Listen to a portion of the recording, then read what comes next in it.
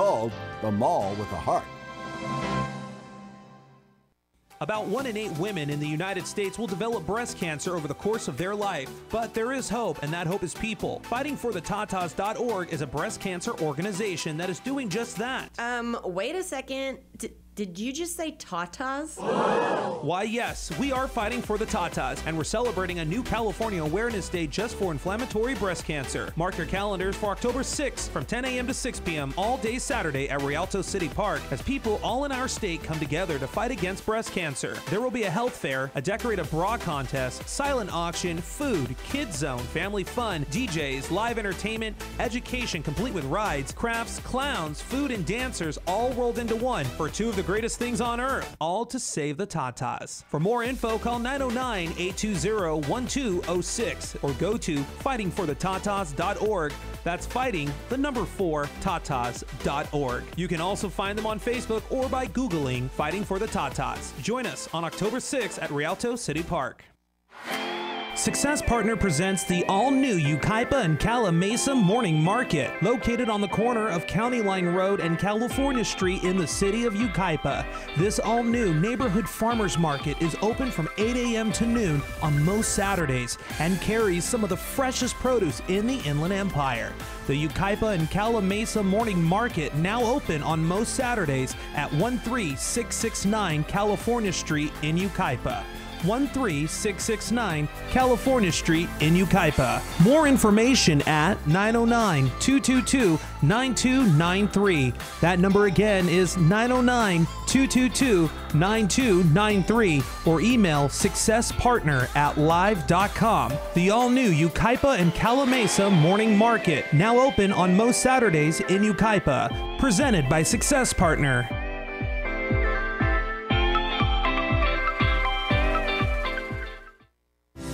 Attract monarch butterflies to your place by planting milkweed. Hi, I'm Jody Henke. Once you get it started, it'll provide both the nursery and the food supply for the butterflies as you're living the country life. Living the country life. Ideas and inspiration for your place in the country. You can find more information on today's topic and from previous shows by visiting us online at livingthecountrylife.com. We'll return to the show after these messages. We all know that once harvest starts, it's full speed ahead. That's why you need Cenex Ruby Fieldmaster Premium Diesel Fuel. It's specially formulated with 7 top-quality additives, including an injection stabilizer for better performance and less downtime. And it's backed by agriculture's best warranty. You'll sleep better knowing you've got Cenex Ruby Fieldmaster in the tank, assuming that is that you stop harvesting long enough to get some sleep. Peace of mind, powered locally. Cenex is a brand of CHS. It's true that the bigger your farm equipment gets, the faster you can feed the world, but it's also true that bigger equipment means bigger repair bills. In fact, replacing just one high-tech transmission could set you back $60,000, but not if you protect your investment with Cenex Petroleum products and the Total Protection Plan for up to 10 years of coverage. The Cenex Total Protection Plan already protects thousands of pieces of equipment. Why not yours? Less downtime, powered locally. Cenex is a brand of CHS. Monarch butterflies are always hanging around our place. We have plenty of milkweed for them to lay their eggs on and for the caterpillars to dine on.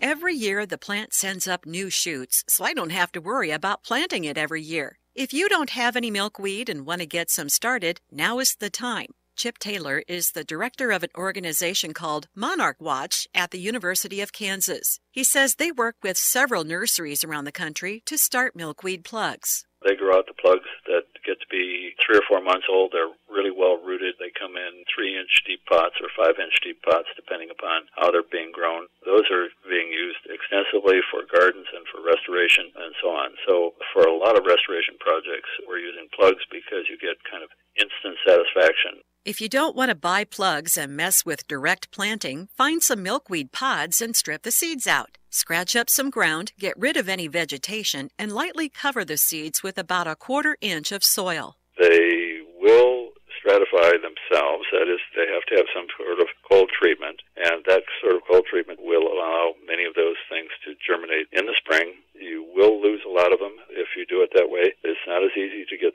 seedlings established from seeds as it is from milkweed plugs, but it does work, and that's the way to do it. Many native species, such as common milkweed, are perennials and will send out shoots for new plants each year. Warm weather milkweeds, which are annuals for most of us, do not require the cold treatment. These varieties include tropical milkweed, swan milkweed, goose plant, and giant milkweed.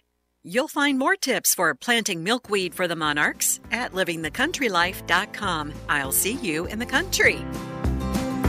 Living the Country Life. Ideas and inspiration for your place in the country. You can find more information on today's topic, share your tips, and post photos by visiting us online at livingthecountrylife.com. News, weather, and talk from KCAA 102.3 FM, broadcasting to the Moreno Valley, Corona, and Riverside. Welcome to Smart Health Talk with your host, Elaine McFadden.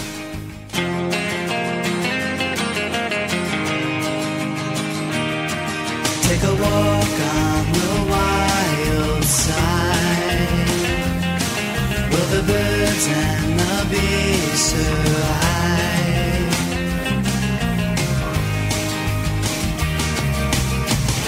Right before me, my newfound hippie side. Once ignored these conspiracies online. Out the window, visions of the earth. Sign me up now, make sure you use your smart. Take a walk on the wild side, will the birds and the bees survive? Would your children like to see Mother Nature's side?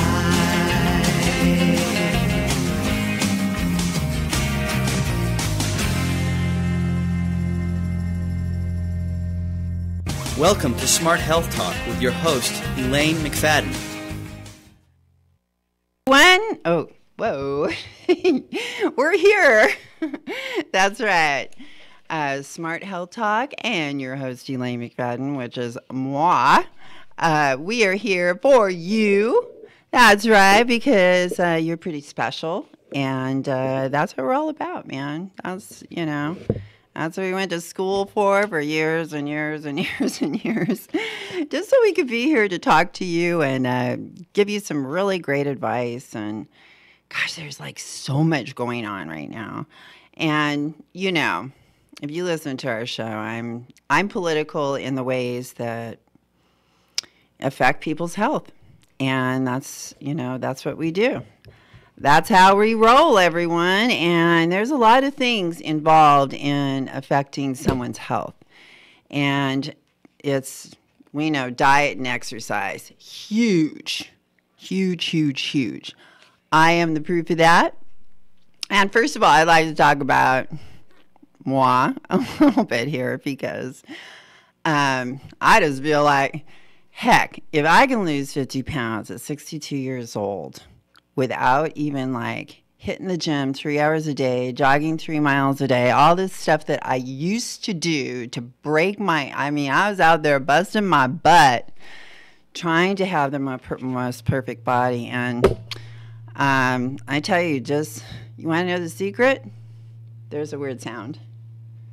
You want to know the secret? It's called calories in, calories out. Age-old theory. Yeah, how many calories you eat affects how much you weigh. Hey, what a concept, everyone. Thing is, going around starving yourself, doing these fast weight loss diets, you can just forget it. So bad. So bad. To think that you're just gonna something that you have built up over years and years, you're just going to instantly reverse, and it's going to stay that way because your body will try to go back to the way that it was. And plus, during the process of that, you're dumping all these pesticides and toxins because we are eating them like no tomorrow, and they're being stored in our fat cells. So you lose weight really quickly. Guess what ends up in your bloodstream in high concentrations, the very thing your body was trying to protect you against by stuffing it away in your fat cells, is now flowing freely through your blood, through your veins, doing its little destructive action, which is to kill. That's what these poisons are designed to do. They are killers, and they will kill your cells. They will mutate your cells. They will lead to cancer. Okay, so environmental type things. Do you have enough money for food?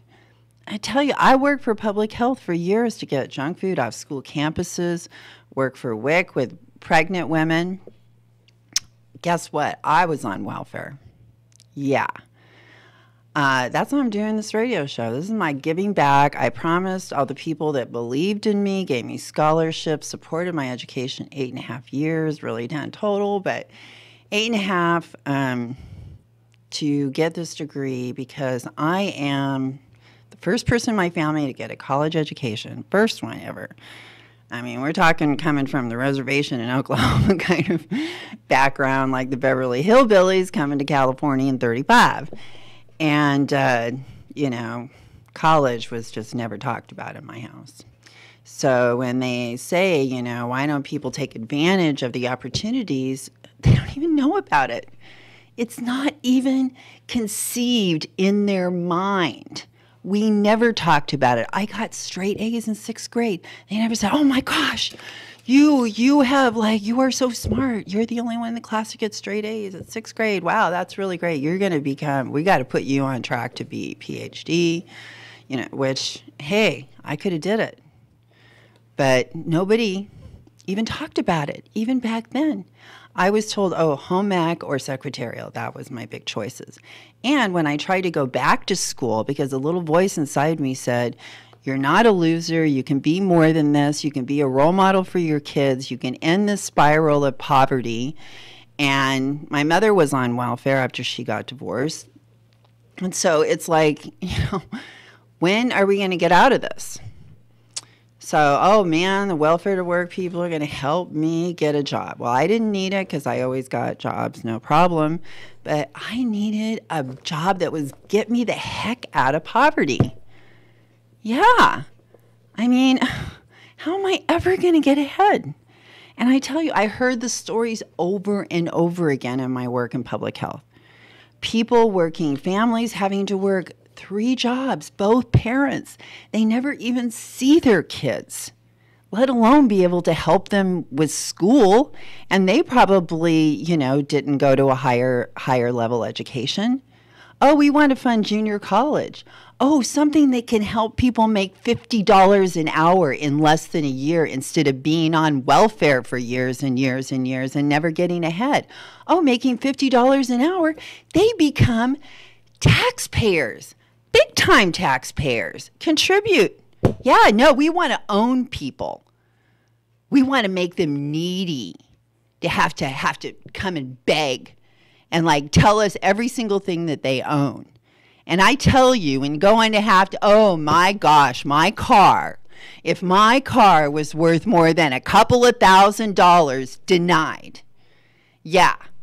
I mean, you had to have a piece of crap car, or you could just forget it. And yet they expect you to go, work jobs and do all this other stuff. Well, I decided, okay, I am smart and I know what it means to be poor and the whole mentality of it. And I know what it means to have an education. And it friggin' changed my life. I tell you, I used to be so stupid. People got over on me like crazy. And one of the weaknesses of that, did you find that video? One of the weaknesses of that is that you're taken advantage of.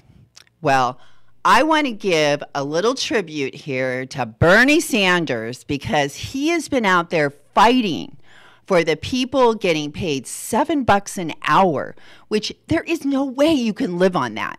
You are going to be destitute. And then those people have to go get welfare and all these other services from the government, which come out of taxpayer dollars. So this guy, he made it happen. and this is my little tribute to him. I want to hear you. I want you to get to hear what it's like for someone to be out there fighting for you. Go ahead, play it, Nick. Many other places is and what we're here today to say is there is something profoundly wrong when we have a president and we have congressional Republican leaders who are working overtime for tax breaks for billionaires, but they have nothing to say about raising the minimum wage. We are here today to remind them that a $7.25 minimum wage is a starvation minimum wage. Nobody can live on $7.25. You can't live on $8. You can't live on $10 an hour. That's right. You can't. And what happens is degradation of everything, and then for what? And who is like paying the $7 now? And what are these 3 jobs that families have to work just to like pay their bills, which is not even getting ahead. They're not putting money in savings. They're just making it from month to month. There is no dream whatsoever. Okay? And they are owned. You have to report everything. And what does it lead to? Because there's no way you can survive on what you're making. It leads to deviant behavior. Oh, that means I got to go. I have to lie. I can't tell all the truth because then I won't qualify. And there are so many people that are like borderline. You know, a few dollars decides whether or not they get a program or not. And childcare. Oh my gosh. Childcare is so freaking expensive. These people are getting paid enough to just pay for childcare. You know, what kind of childcare help do we have? I tell you, put these people in college. This changed my life. I was so taken advantage of. And the programs, just think about all of the programs that are needed to support this system of keeping people poor and needy. Oh, like I just mentioned, one little thing wrong, your car's just a couple of dollars, over what they say, you're disqualified, puts people in a position to do things that they don't want to do. That's not really like part of them. I just think that's so wrong. And that we're not encouraging these people. Hey, you can be somebody. You could go to junior college. You could become a computer programmer. You could become a registered nurse.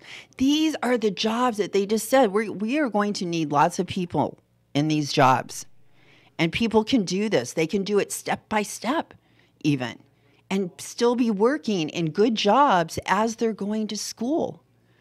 I know someone that just finished with their bachelor's degree in finance, which is another great job. They went to work for a firm that is ready to pay for them to get their master's degree. They will be able to work and get their master's degree at the same time.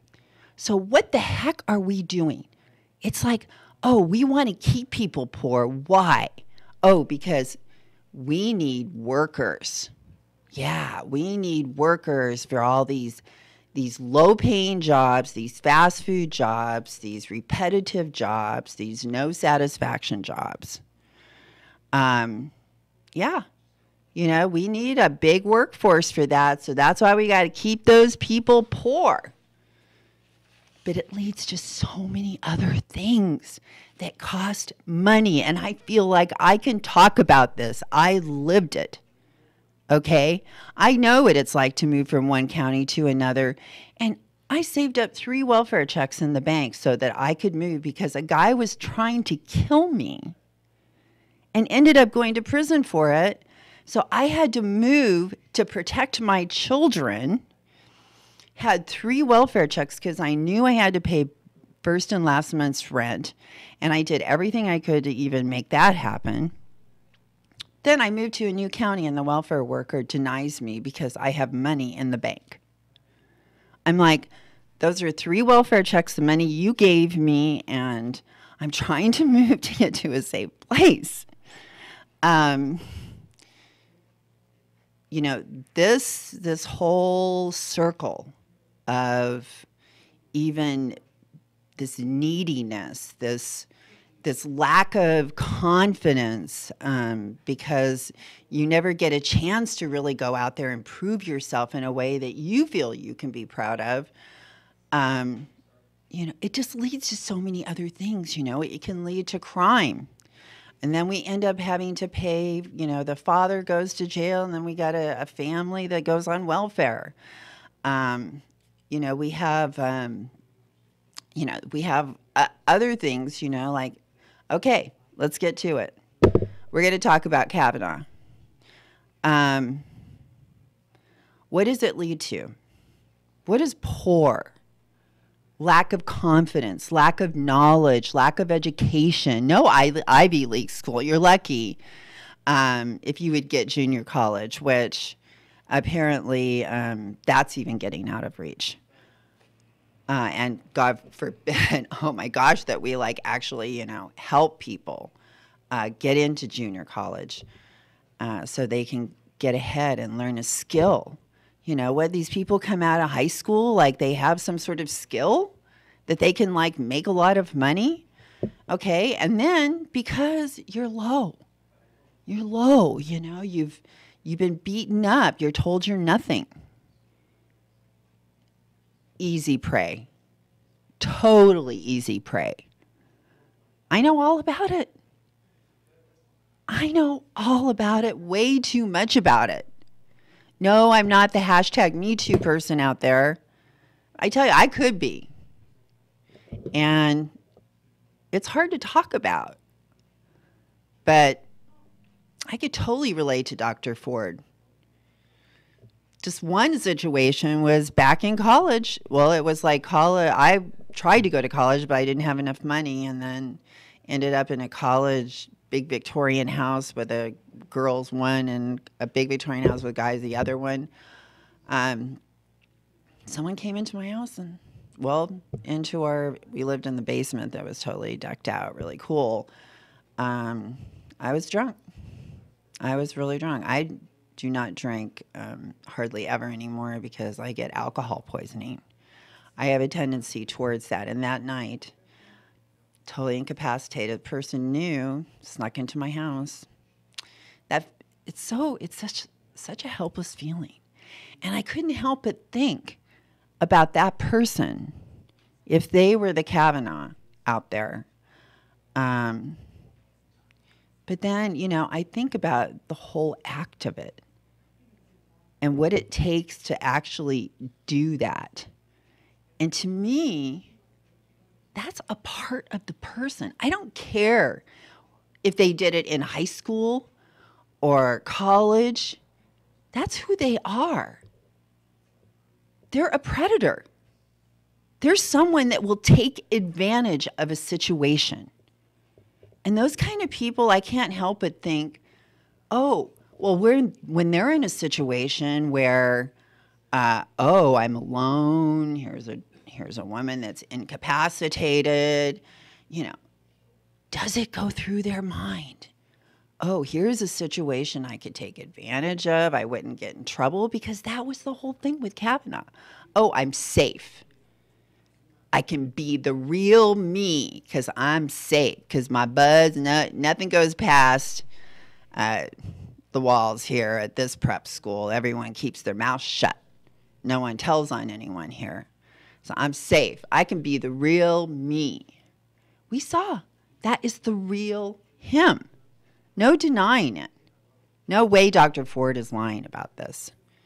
And when I watch those rallies and I see those people, I see, you know, clapping for Trump, mocking Dr. Ford.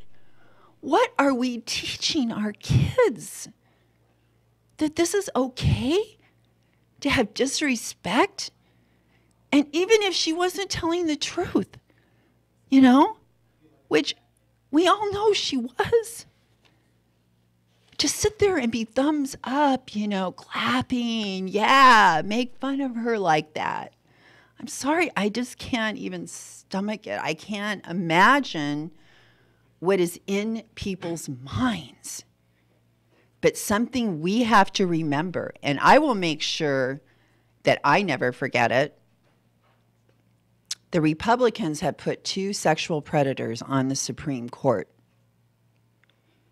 Let's say a case comes before the Supreme Court that involves a victim of a rape, a woman, and that victim is your daughter. And that court case before the Supreme Court is going to give that rapist power over your daughter, where she is never going to be able to get that man out of her life because a child was involved. You're not going to be here forever. We cannot protect our children forever. We are setting things up that is going to lead to them being in a situation where we're not going to be there. I'm sorry. That is what just happened.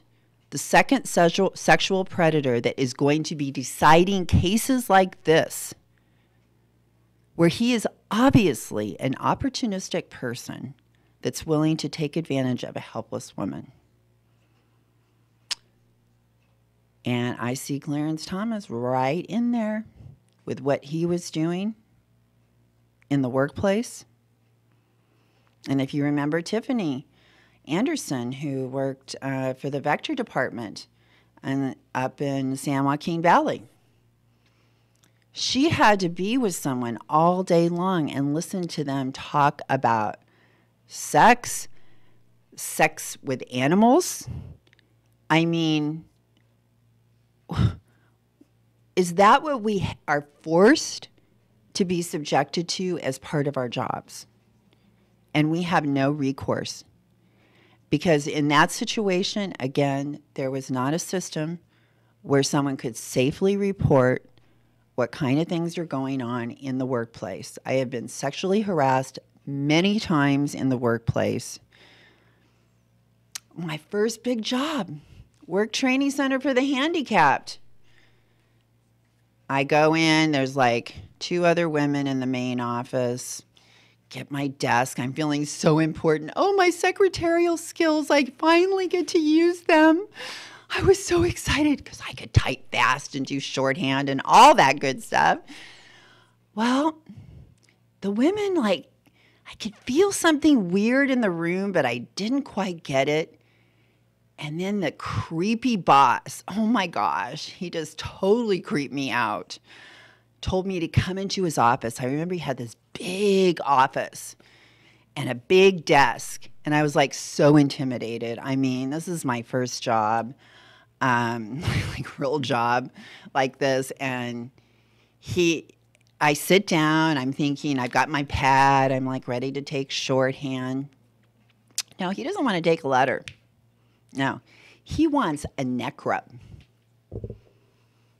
Oh, yeah. He's like, come over here and give me a neck rub. I mean, what do you do? You're 19 years old. It's your first big job, your first day on the job. And you're called into the office and told to give this creepy guy a neck rub. And from past experience, I was scared as hell at what could come after that. And that was how I got to start my experience into the workforce. So I know the reality of it, and I know that men and women have experienced this, and we need to start accepting this. I just cannot believe that people are okay with sexual predators having positions to make decisions like this that could be affecting us and our children. Okay, well, guess what? We got the UN coming out with a report saying climate change worse than we thought. Worse than we thought. But you know what? This is what we have been saying on Smart Health Talk for 10 years. You know why? Because I listened to Dr. Jonathan Foley. This is not out of my head. Okay? I am not the scientist here that does this research. Dr. Jonathan Foley, which is on our YouTube channel, it's on our playlist, probably under climate change. He had a warning that there is a point of no return, that we use so much. I don't know if you could find, Nick, I don't know if you could find my, I have Dr. Jonathan Lundgren on climate change and grazing of our animals, but they're the carbon offset. We need to start thinking about offsetting this carbon. But no, what are Republicans coming out and saying? And I'm sorry, but these are the people that are saying it. But I got something to say about Democrats too. Boy, you guys need to get some backbone. And, you know, offering $25 billion for the Trump wall and whatever else you want to bend over and give to the Republicans, stop it. And when you guys, you know, do a press conference, don't leave one guy out there looking like an idiot. Would you please get all the peeps there and get everyone around to support him and show you all believe in this and that you all are mad and that you all are willing to get out there and fight against this? Jeez. Oh my God. It's just like, it is so wimpy and like just embarrassing to even watch. And the thing is, these are the people that are willing to go out there and fight for us. We need to teach them how to even be politicians and come and talk to us. Listen to Bernie Sanders. He got up there, he stood and he said it like it is, but everyone's so afraid. Oh, they're so afraid. Oh my goodness, I might say something that makes the donors mad. Yeah. I tell you, that is what is controlling the mouth of most of our politicians, especially at, you know, well, I can't say especially at the federal level. I don't have a clue. All I know is campaign contributions. I mean, Taylor Swift is out there. Taylor Swift is having an opinion on this right now. What do we got? Oh, the one about carbon. She is voicing an opinion because she is saying, hey, what's her name? Marsha Blackburn or something like that over in Tennessee where she lives. This woman is like, you just got to read. I'm not even going to tell you, but this is what Taylor Swift's like, no friggin' way am I voting for that person.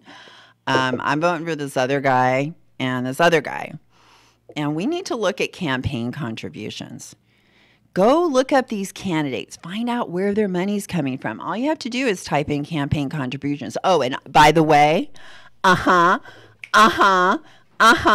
got my absentee ballot ordered. Woohoo. And that's an easy thing to do, isn't it, Nick? Nick's our engineer here. It's very easy. All you have to do is just go to a post office. Oh, and by the way, I just I did it online. Oh, you did it online? Yeah. Okay. I did the old-fashioned. Well, actually, my wife works at a library, so I got it that way. Okay. But, that's another good way, yes. But for the millennials of, you know, I'm a millennial, but I read a report that most millennials don't know what a post office is. So it's that place, that big building where you send your letters and stuff. You can get an absentee ballot there too, or at least sign up for one. And I actually just got mine. I got my sample ballot over the mail just this past weekend. So they're out there. They're in circulation. Parents, you know, get your kids doing the. I mean, I had my kids. They had a bank account when they were like 8 years old. And, you know, doing things like, you know, making them go into the post, you know, of course, you're there with them, but let them, you know, mail the letters and all these little things are learning experience for them. And actually, I've seen where teenagers didn't even know how to peel an orange. You're kidding me, right? No, I am not kidding you. Oh, no. This is what I'm telling you. When we get our kids educated, they then become educated parents. Absolutely. And it stops the chain. My son is now a Berkeley graduate in philosophy and German and knows other languages and doing all kinds of things. He was at my graduations. He watched me graduate 3 times. And I forced them to go to, they did not want to go. My kids sat there mad. I forced them to go to a special summer program where they were inside a college classroom. Oh, wow. Yeah. The whole visualization thing is so powerful, people. You know, I put my kids in that college classroom. They were learning like computer stuff or something. And because I wanted them to see themselves on a college campus, in a college classroom, that visual would stay with them past that. And it did. And both of them did attend college classes at that junior college over at Riverside Community College.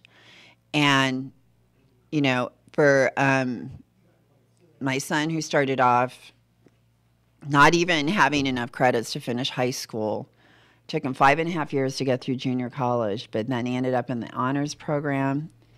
And he had to relearn everything because he had just been pushed through school. He's a visual learner. He didn't want to read and do his homework. I was the same way. Really? I couldn't for the life of me do homework. Homework was just not a thing. And it's not that you're dumb at all. Not at all. I actually, quick little story. My grades suffered so much because of my lack of doing homework that in 7th grade, I was in very real danger of retention. Mm-hmm. And it got so close that the principal put together a meeting between myself, my parents, and all of my teachers. And all of my teachers, except for my math teacher, that's a consistent thing. I've just never been any good at math. But every other teacher said, no, he's smart, he's bright, he contributes in class, he just doesn't do homework. They brought out my standardized test scores, and the standardized test scores are ultimately what saved me. They looked at my standardized test scores and went, okay, he clearly gets the material except math. So, you know, he's just not doing the homework. So clearly he's getting it. And so they passed me through. But yeah, I was the same way. I mean, I'm not dumb, but I just... And I begged for help. You know, I said, my kid's not like your everyday kid that, you know, I wish that he was. I wish that he was an obedient kid. Oh, Mom, I have to go do my homework. You know, you wish for that, and they are out there. I never was not blessed with one like that, but you know, but the thing was, you know, it was the kicker that really made the difference. I took my kids to the library. Uh-huh. All the time when they were growing up, we would rent videos because I had no money. I was on welfare, and we would rent books on tape. And I would play those books on tape in the car when they would fight, and it would stop them fighting. Oh, wow. The books on tape thing in the car, I tell you, it's such a great thing for your kids. It's a very easy way to digest information. Yeah, instead of just playing music all the time or sticking a video in front of their face. You're not wasting their time. They're learning something. They're taking something They have to visualize themselves when Right. they're listening to it's not just, everything isn't just given to them. Mm-hmm. They have to start thinking. You know, like in Japan, the reason their kids are so much smarter is they teach in a whole different way. And I'm very interested, you know, as a dietitian and person in public health, that's what we do. We teach people. We're about education. And so I'm very interested in educational techniques. And in Japan, what they do is they don't stand up and lecture to the kids for an hour, which is on something you probably didn't read the material. And even if you read it, you probably didn't get it, you know? Yeah. That's probably why you didn't want to do the homework. It's like, I'm doing this, I don't get it. That's a lot of it, because I didn't have a person there to explain it to me. Yes. Like, you have the teacher explaining the curriculum to you in class, but they're not necessarily explaining the material that you're going to be tackling at home. So there'll be times where I'm just completely, you know, stuck with something, and then, you know, I get frustrated, so I just give up and I play video games. You know, that's what I did. And that's probably classic. That's probably, I don't know how many parents listening to this right now are like, oh my God, that's my kid. That's my kid. Yeah, I'm here to tell you, your kid's not. Your kid is. It's normal. It's totally normal, and they're not a lost cause. So, do you have any clue to what I'm going to say about what they do different in Japan? Not one. Okay. I'm sure it's better than what we do here, though. Actually, that was what we just did. That was part of how they teach. Because what they do is they give the problem to the students before they tell them how to solve the problem. They sit in a group. They're in a group, and they all are working together to try and solve the problem before they have any understanding of how to solve the problem. It makes them think about it. Yes, and you're thinking hard, and you're like, I know I can do this. I know I can figure it out. And then if you don't, you are so ready to hear how to do it. That's really smart because, I mean, just in everyday life, if you tackle something new and if it forces you to think about it, it's going to stay with you longer. Yeah, I mean, that's just a fact of life. And I gotta pitch this a little bit because this is one of those life-changing moments when I went to Parent Project with the Redlands Police Department. I had a strong-willed child. Yep, she was strong-willed. I go, let me help you with your spelling test. No. I'm like, here, I'll give you the word. No. I'm like, okay, you give me the test. Okay, well, she knew the words enough to and then I would purposely spell them wrong. And I would say, okay, did I do that right? Oh, no. Oh, what did I do wrong? Oh, you spelled that wrong. She loved to find fault in anything that I did, right? So I had to use that kind of psychology just to even help her because she would not take the test if I gave it to her. Well, whatever works and whatever gets it to stick, Okay, but the thing is that I learned from the Parent Project, this is so important, but this is not just for strong-willed children. This is for your partner, your work, the people that you work with, so many different situations, but it's all about communication. I mean, I had a master's communication class. I had to pay $1,000 for it. Pretty much said the same thing. It's like people want to be heard. They want to be understood. But this is so important for all of you out there with a strong-willed child that you just can't seem to get to do what you need them to do.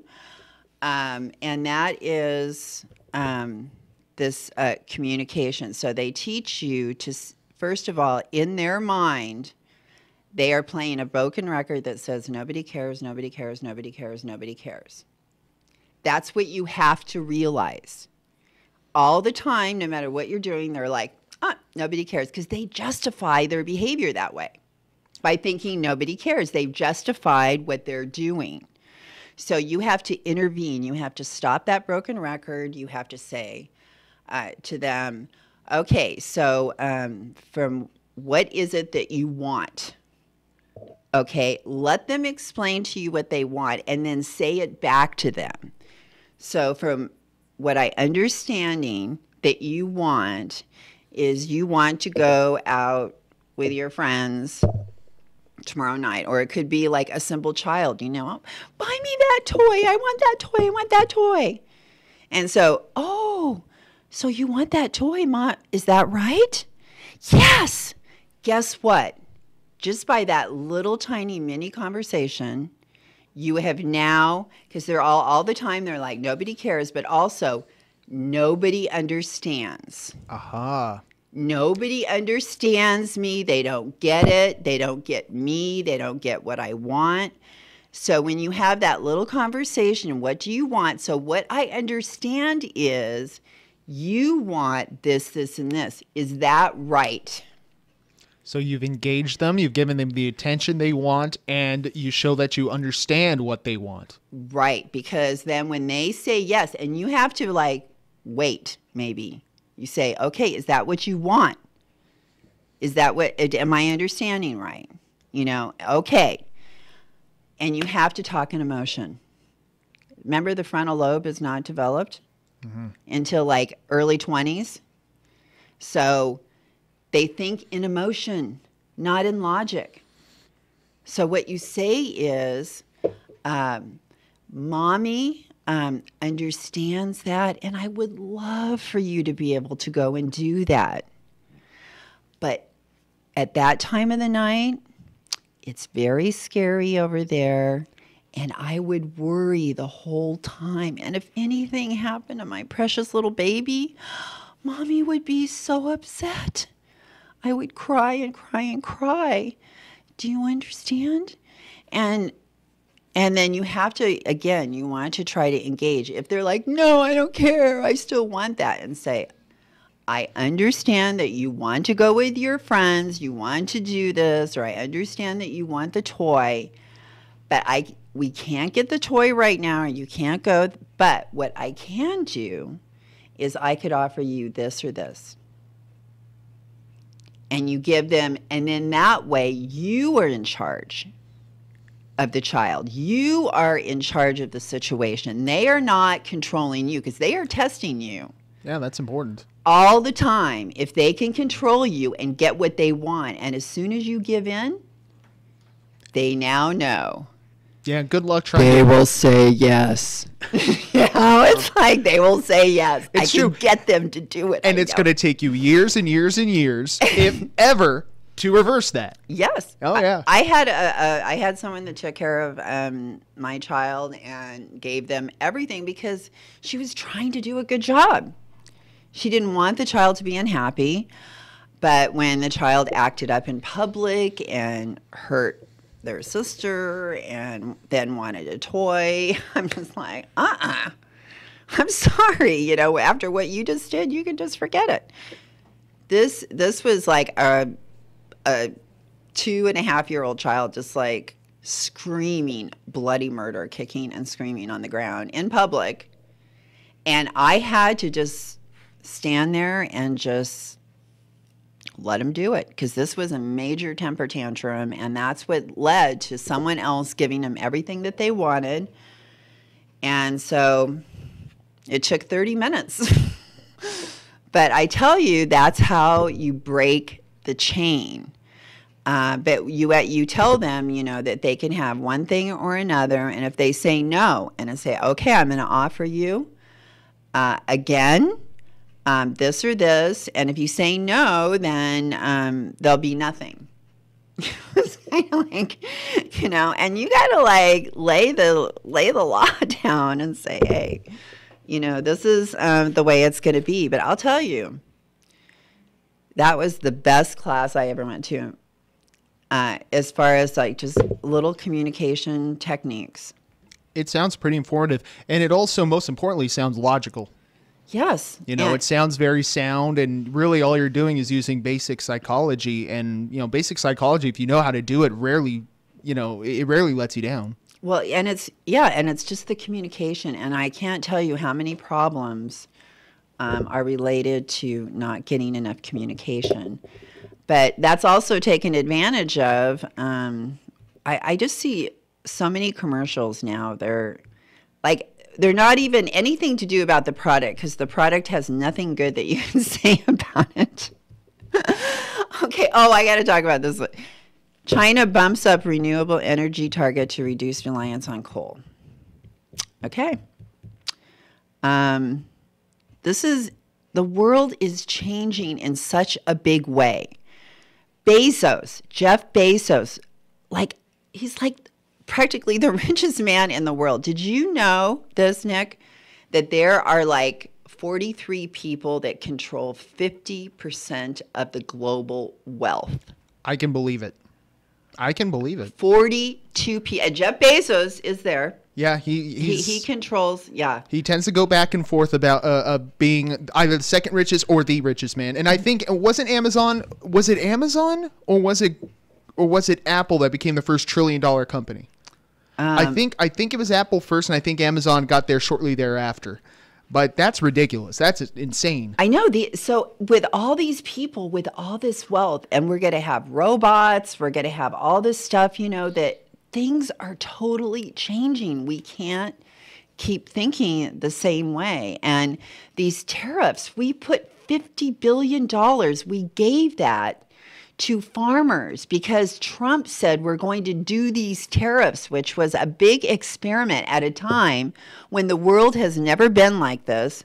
And oh yeah, I was going to say earlier about the global warming. They're just pretty much saying right now, the UN said it's worse than ever, but Republicans are coming out and saying, okay, it's true. We have global warming. Yeah, and it's bad. It's really bad. It's so bad. We're screwed. Everything's going to go down the toilet. And we might as well just lift these regulations and just do whatever. Why should we even have any regulations? Well, let me tell you, this global warming is going to affect food supplies. And when you have starving people and there's no water, we're going to have forest fires. The coral reefs are going to die off in massive amounts. Seafood is going to be extinct or polluted. I mean, when you don't have food and water, you have some very upset people. You have revolution. You have violence. This is not going to be a pretty sight. We have to deal with this global warming. And we had Dr. Lundgren there. Do you still have him ready? He has the answers. Do we have? That's only a couple minutes, right? Jonathan Lundgren? Yeah. Yeah, I got it. Okay, go ahead. This is the answer, everyone, right here from one of our top scientists. Where you move the cattle frequently, mimicking some of the patterns of the bison and how they used to feed these large ruminant herds that used to be on the prairie. Where you flash graze it, right? You graze it real hard, but then you allow that plant community to rest and resurge. And as the plant community is doing that, that is how the carbon is sequestered down into the soil. And so by getting that plant diversity into our cropland through cover crops, we can also use that as a way to offset carbon emissions. But we can offset the nation's annual carbon emissions just by changing the way that we manage our crops and livestock while producing healthier food, right? I mean, this is a win-win. It just makes a lot of sense. That's it, everyone. We need to start grazing our animals again and growing sustainable organic farming, which is 76 more profitable to farmers. And it reverses what's going on, and we're going to have more nutritious food without pesticides on it. And if you go check out smarthealthtalk.com in our resources section, we have all kinds of info on how to make this an organic Halloween, and we're going to do it at big time next week. Brought some yummy Earth organic lollipops, and these are like a nickel each, all right? And just think about it. If you make this an organic Halloween, other parents are going to be looking through their kids' stuff, and they're going to go, wow, look at this, an organic lollipop. Oh, an organic peanut butter cup. Maybe you just might have a part in like inspiring other parents to start making choices that take pesticides out of their child's diet, their family's diet, because when you do that, we know that lowering the pesticide load in a child is going to make a profound difference in their IQ, their brain, their ability to learn, their behavior, their risk of disease, their success in life. You know, these little tiny things can make a big difference. And I tell you, these are good lollipops, okay? And they're like only a nickel. And you can buy big giant bags on Amazon and get them super cheap, okay? Get like 100 in a bag or 200, something like that. Go find our green Halloween section. I better make sure I got that up. But we got all kinds of good candy suggestions on there for Halloween. And we'll be having lots more information about how to make this an organic holidays coming up. Please subscribe to us on YouTube. We got some really great stuff there that could totally change your life if you listen to it. From our smartest scientists of all. And find us on Pinterest. We got all kinds of ideas for the holidays. I mean, we got something like 250,000 people viewing our pins like every month. And Twitter, we're on that. And Facebook, of course. And our Blue Monarch Project. We have over 300 butterflies at home right now. And Maca Magic, I tell you, they got a libido formula, really good for you. And some other good. Check them out. That's my product recommendation for the day. And yeah, Elaine McFadden right here, Smart Health Talk. Join us next week, Tuesday, 4 a.m. Thanks. Bye. KCAA Loma Linda, 1050 AM, 106.5 FM, and now 102.3 FM. Are you a small business owner or pursuing the dream of starting your own company? Do you know where to start or how to grow that existing business? The American Business Trust Company has the answers you need. The American Business Trust Company can help you start up with capital, business strategy, sales, and marketing, and establish your company with a physical location or an online presence on the internet. You decide. You bring the idea. Then American Business Trust can help with the rest. For a free evaluation, visit them online at abtrustco.com. That's abtrustco.com. Or call them at 657-600-1876. That's American Business Trust Company, 657-600-1876. Call them today. They'll help your business right away. That's American Business Trust Company. Online at abtrustco.com. American Business Trust Company. Do you have any questions about legal issues? Have you ever been stopped by a police officer and issued a ticket that you're scared to deal with? Have you ever been in trouble with the law and don't know what to do? Do you have a will or power of attorney question? Is your home being foreclosed upon and you don't know where to turn? Maybe you were given a contract that you don't understand. For freedom and a worry-free solution, call for Legal Shield today at 213-245-1305. It's that simple. You will have access to high-quality law firms that will fight for you for less than $1 a day. Peace of mind is just a call away. That's for Legal Shield. Call 213-245-1305 or visit us at nocourt.us. It's justice for all and not justice for some. So, you want to be in show business. Do people tell you that you're really funny, you have a great personality, and you should have your own talk show? Many of us have been told that, but we don't know how to get started. It's easier than you think. Let the pros at Cali Vegas give you a free talent evaluation. Call 949-445-1119 and learn how quickly you can create, produce, and host your very own talk show. Imagine not having to sit in traffic every day, commuting back and forth to the same old boring job.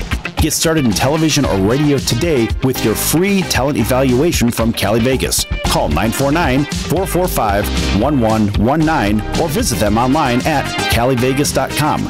Make your dream come true today and create your new career and learn how to become a television or radio star with the help of Cali Vegas. 949-445-1119. Call now. Are you a small business owner or pursuing the dream of starting your own company? Do you know where to start or how to grow that existing business? The American Business Trust Company has the answers you need. The American Business Trust Company can help you with startup capital, business strategy, sales and marketing, and establishing your company with a